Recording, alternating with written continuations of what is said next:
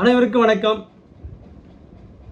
பிரதமர் அவர்கள் நம்பிக்கை, வளர்ச்சி, நாட்டு நலன், மக்கள் நலன் என்று ஒரு திட்டத்தை அறிவிக்கிறார். அது 12 வருஷத்தில். அது உண்மையா? 100 நாள் வேலை திட்டம் இன்றைக்கி 125 நாளாக வந்திருக்குது. அதில் நான் ஒரு விஷயத்தை சொல்லுவேன். நம்பிக்கை, வளர்ச்சி, பிடிஓ நலன், வட்டார வளர்ச்சி அலுவலர் நலன், அந்த ஒரு இதை மட்டும் பேசுவோம். அதில் 100 நாள் வேலை திட்டத்துக்கு 125 நாளாக வசதி 95,000 கோடியை முதல் தவணையாக கொடுத்துருக்காங்க. அதுக்கு மேலே இன்னும் அடுத்த தவணை இருக்குது. இதில் மாநில அரசினுடைய பங்களிப்பு ஒரு 55 லட்சம் கோடி, 55,000 கோடி, ஆக சேர்த்து 1,51,000 கோடி இந்த திட்டத்துக்கு ஒதுக்கப்பட்டிருக்குது முதல் தவணையாக. ஒரு குடும்பத்துக்கு 125 நாள்னால் ஒரு நம்ம தமிழ்நாட்டை பொறுத்த வரைக்கும் 350 ரூபா சம்பளம். 125 நாளைக்கு சுமார் குறைச்சலா 43,000 ரூபாய் ஒரு குடும்பத்துக்கு கிடைக்கும். ஏற்கனவே 35,000 ரூபாய் கிடச்சிது. எங்கே கிடச்சிதுன்னு கேட்காதீங்க. அவங்க ஒதுக்கினாங்க, சாப்பிட்டாங்க, முடிஞ்சு போச்சு. இப்போ இவ்வளோ பெரிய திட்டத்தை ஒதுக்கியிருக்காங்களே, இதில் உண்மையான வளர்ச்சி யாருக்கு? உண்மையான நம்பிக்கை யாருக்கு? உண்மையான வளர்ச்சி யாருக்கு?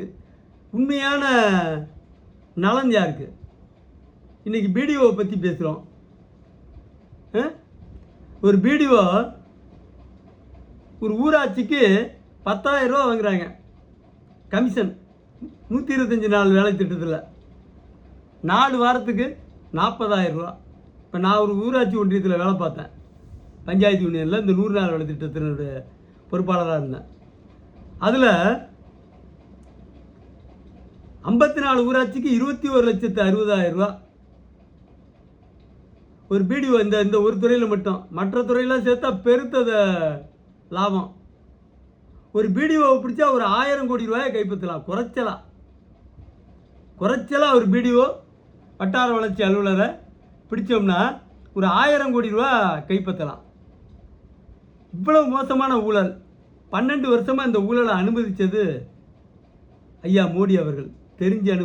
தெரிஞ்சு தான் அனுமதித்தார்.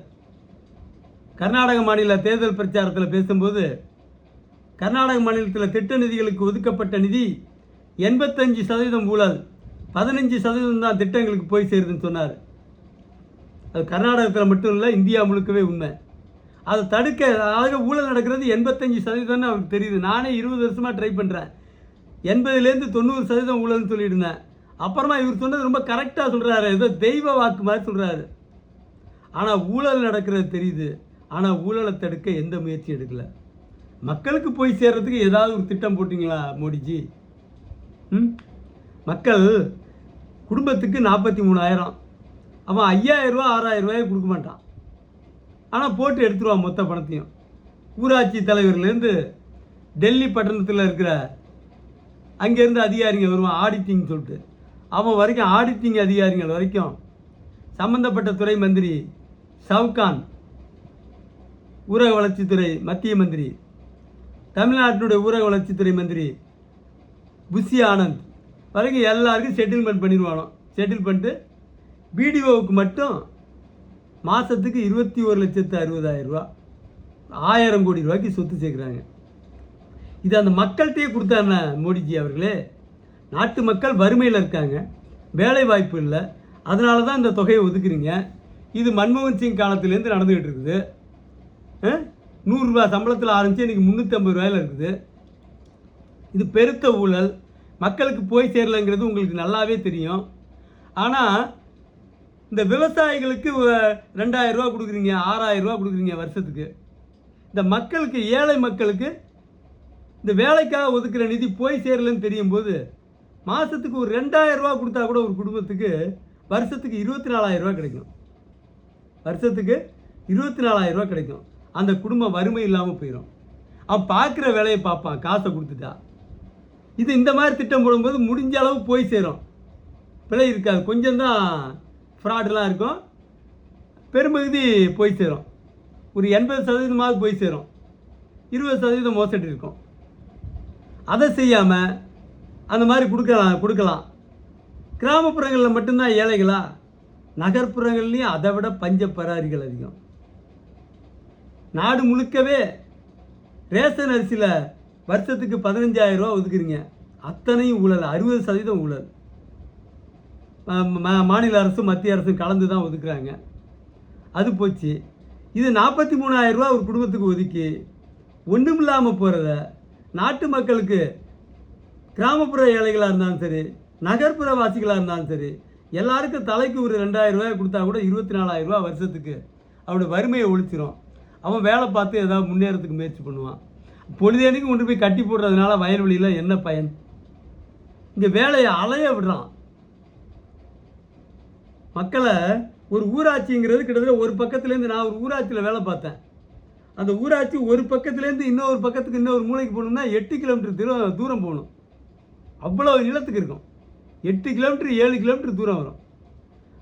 இவன் என்ன பண்ணுறான், இந்த கடைசியில் இருக்க ஊரில் இருக்க மக்களை கொண்டு போய் அந்த கடைசியில் இருக்கிற ஊரில் இருக்கிற ஏரியாவில் கொண்டு போய் களை வெட்டுன்னு நடங்கங்கிறான். அங்கே வேலைக்கு போகிறவங்களாம் யார்?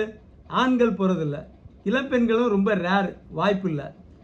எல்லாம் அந்த கிழவிகளை மட்டும்தான் அழைச்சிட்டு போகிறான். 60 வயசை கடந்த கிழவிகளை. அவனுக்கு தேவசமாக கணக்கு போட்டு எடுத்துக்கணும், அவ்வளோதான். இங்கேருந்து 3 கிலோமீட்டர் 4 கிலோமீட்டர்லாம் வயல்வெளியில் நடந்தால் என்ன நிலைமை? மக்கள் படுற பாட்டை பாருங்கள். மக்கள் வறுமை போக்குற திட்டத்தை வறுமை போக்குறதுக்கு பயன்படுத்துங்க. பெருத்த முண்டா வளர்ந்தது மக்கள் இல்லை. நம்பிக்கை யாருக்கு? நம்பிக்கை பிடிஓவுக்கு நம்பிக்கை. வளர்ச்சி யாருக்கு? வளர்ச்சி பிடிஓவுக்கு, வட்டார வளர்ச்சி அலுவலருக்கு வளர்ச்சி. நலன் யாருக்கு? நலன் வட்டார வளர்ச்சி அலுவலருக்கு நலன். மக்கள் நலனாக மாற்றணும், மக்களுக்கு பணத்தை பிரித்து கொடுக்கணும், அதில் நகர்ப்புற மக்களையும் சேர்த்துக்கணும்னு சொல்லி மோடி அவர்களுக்கு வேண்டி விரும்பி கேட்டுக்கொண்டு, 12 வருஷம் உங்கள் ஆட்சியில் பெருத்த ஊழல்.